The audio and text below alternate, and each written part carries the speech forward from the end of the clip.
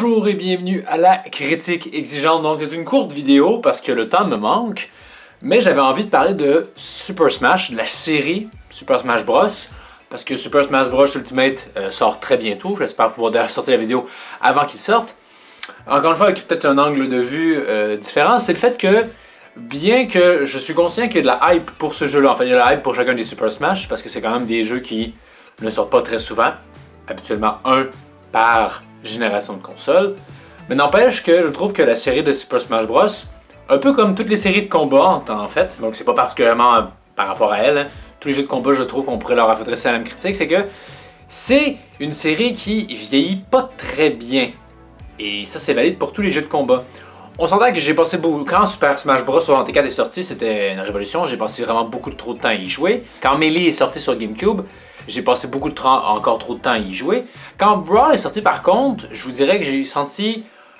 j'ai passé moins de temps à y jouer. Il y a quand même une histoire qui pouvait être sympathique pour surtout sa cinématique. Mais j'ai passé moins de temps à y jouer. Et quand Smash 4 sur Wii U est sorti, je vous dirais que j'ai encore passé moins de temps que... C'est sûr qu'il ajoute du mode online fonctionnel ce coup-ci, qui peut quand même être intéressant d'affronter des joueurs partout dans le monde entier.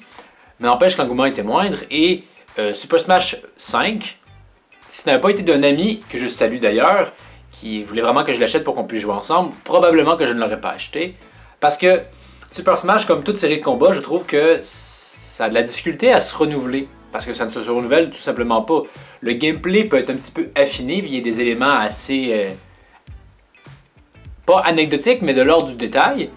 Hein, du premier Super Smash à Melee, on avait quand même l'ajout d'une attaque sur le côté, donc on avait un plus large panel d'attaque. À Brawl, on a introduit le principe des Final Smash. C'est quand même des éléments qui viennent changer grandement la donne. Mais à Smash 4, il y avait quand même des petits changements ici et là, on se mentira pas, mais il n'y avait rien de transcendant. Il y avait oui l'ajout de faire personnaliser chacune des attaques de ton personnage, mais bien que l'idée je la trouvais intéressante, c'était pas applicable quand tu jouais en ligne, donc tu t'en servais un peu moins. C'était peut-être jouable contre des amis, mais même là encore, eux pouvaient pas... ça serait long et lourdingue de ces amis-là de venir sur le go et de rapidement créer leur propre personnage. Donc c'était quand même, je trouve, une bonne idée. Le problème, c'est que dans la mise en application, ça tient pas beaucoup la route. Et c'est pour ça que ça sera, je crois, pas de retour dans Super Smash Ultimate. Je suis pas mal sûr que c'est le cas, mais on peut toujours être surpris. Et dans Super Smash 4, on avait aussi vu l'ajout de plus de combattants, donc on pouvait jouer jusqu'à 8 sur une même carte. Encore une fois, c'est bien, mais fondamentalement, ça change pas comment tu joues le jeu. Hein? Et il y a cette redondance-là qui, je trouve, s'installe. Je connais Smash, donc acheter le nouveau Smash, c'est juste pour essayer les nouveaux personnages. Mais même là, encore, tu les essaies, puis après, ben, hein, c'est jouer le même Smash. Avec des amis, ça n'aura aucune différence. Super Smash Ultimate contient, hein, oui, tous les personnages. C'était un peu la distinction qu'il y avait en certains Smash. Tu sais, tu joues à Brawl parce que tu veux jouer avec Solid Snake, tandis que tu vas jouer avec la Wii U si tu veux jouer avec Mega Man, par exemple. Mais grossièrement et foncièrement, il n'y avait pas vraiment un que tu préférais à l'autre. Peut-être que tu voulais pas trop toucher le plus 64 parce que les contrôles étaient un petit peu plus archaïques, on va dire. Mais dès Melee, on obtient pas mal l'essence, la quintessence de la formule. C'est un peu le son Street Fighter 2. Et après coup, ben, je sais pas l'intérêt de baisse parce que c'est la même chose. Parce que les jeux de combat, et encore une fois je répète, ça touche à tous les jeux de combat à mon humble avis, qu'on parle de Street Fighter, Soul Calibur, Mortal Kombat, c'est que les jeux de combat vieillissent, ben, évoluent très mal. Ils vieillissent très bien, mais évoluent très mal, et c'est ça le problème.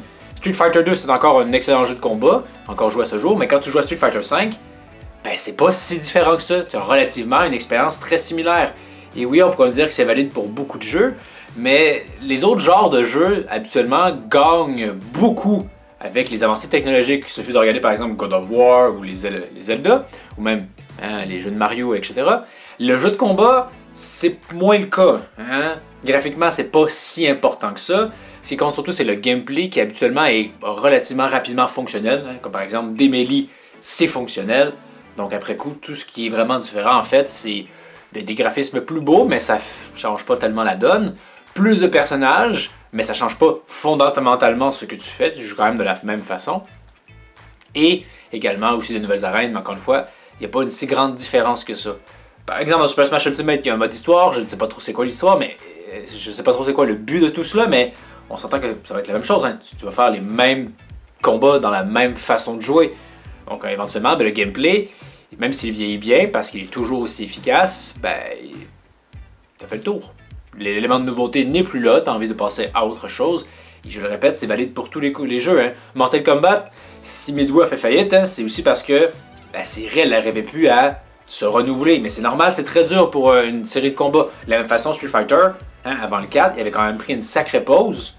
C'est pas pour rien non plus, c'est parce que l'auditoire s'était un peu écœuré. Et quand ces séries-là reviennent, il y a toujours un très gros engouement au départ, mais qui très rapidement s'estompe. Je pense par exemple à Mortal Kombat, hein. Il y a NetherRealm qui avait repris la franchise. On avait beaucoup attendu, je crois que c'était l'opus 9. Quand l'opus 10 est sorti, déjà la lassitude s'était à nouveau installée parce que malgré tout, hein, ils n'ont pas si grandement changé la formule que ça. Et quand ils le font, c'est via des petits ajouts de gameplay ici et là qui sont certes sympathiques, mais pas radicalement novateurs. Comme par exemple, je pense au X-Ray dans Mortal Kombat.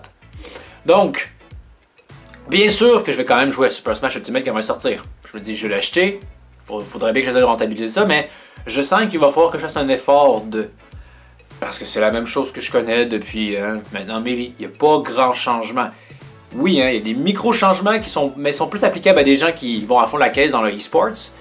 Mais pour le commun des mortels, c'est grossièrement la même expérience. Vous savez quand parfois on dit que d'un Call of Duty à un autre, tu peux quasiment changer le disque et tromper beaucoup de gens. Ben, c'est pareil dans Smash. Hein. Il pas mal plus parce que graphiquement... si c'est plus beau, ça paraît moins. Hein? Donc vous, est-ce que Super Smash Bros est une série qui est toujours aussi enlevante pour vous? Vous avez toujours autant de plaisir à y jouer d'opus en opus? Ou comme moi, vous êtes un petit peu lassé et vous vous dites que bon, c'est une série qui ne se renouvelle pas. Oui, c'est intéressant qu'il y ait des nouveaux personnages et à ce sens-là, hein, cette série-là a quand même des possibilités infinies. D'ailleurs, j'attends Travis Touchdown et Ronda Ren de Wonderful 101 et de No More Heroes comme personnage jouable. Nintendo, regarde ma vidéo et fais ça s'il te plaît.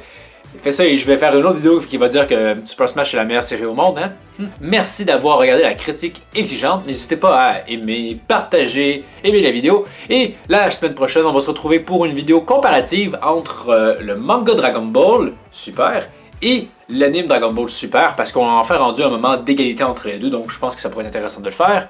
Donc je vous dis à une prochaine critique exigeante.